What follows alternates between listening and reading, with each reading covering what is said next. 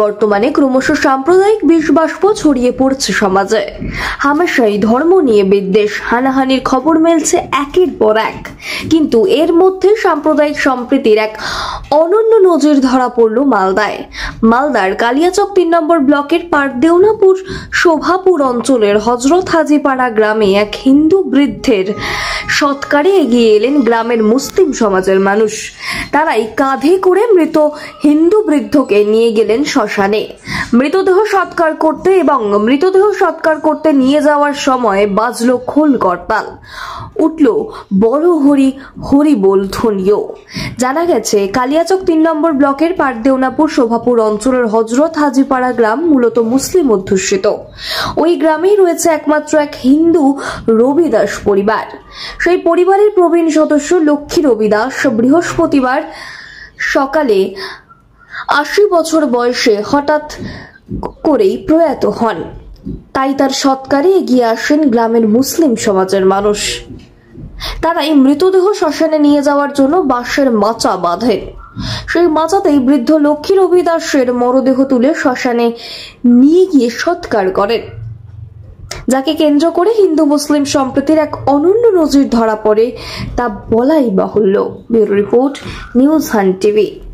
আজকে এখানে আমাদের গ্রামে লক্ষ্মী রবিদাস এখানে বাস করে। তার জন্যে, তার মৃত্যুর জন্যে আমরা মৃত্যুর কামনা করছি। তার এখানে আমাদের সমাজের মধ্যে এখানে বাস করে। তার সৎ কাজ করার জন্য কতদিন থেকে বসবাস করতো এখানে? বসবাস ৩০-৩৫ বছর থেকে এখানে বসবাস করে। তার সৎ কাজ করার জন্য আমরা সহযোগিতা সবাই করছি, গ্রামবাসী আমরা সহযোগিতা করছি। এমনি কোনো আরো অন্য সমস্যা সমাধান করতেন বা সহযোগিতা করতেন ওদের? সব সময় আমরা সহযোগিতা ওর পিছনে আমরা আছি। ভালো মন্দ আমরা গ্রামবাসী দেখি।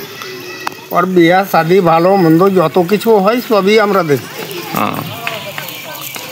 চারিদিকে যে হিন্দু মুসলমান একটা গন্ডগোল বিভেদ সৃষ্টি হচ্ছে, তার পাশাপাশি যে আপনারা মুসলিম হয়ে হিন্দুদের সৎ কাজ করছেন, এই সমাজের উদ্দেশ্যে কি বার্তা দেবেন? আমরা কি বার্তা দেবো? আমাদের এখানে ও একাই বাস করে। আমরা সমাজের ওগুলা ভাবি না। আমরা ওকে বুকে করে নিয়ে থাকি, ওকে নিজের আপন করে নিয়ে থাকি আমরা। এই জন্যে আমরা এই ব্যবস্থাটা করছি। আমরা ওকে কোনোদিন কোনো কথা বলিনি, আমরাও বলিনি, আর ও কোনোদিন আমরাকে কোনো কথা বলেনি। আপনার নাম? আমার নাম মেরাজ আলী। এই জায়গাটার নাম? পারদেউনাপুর হাজিপাড়া। ধন্যবাদ।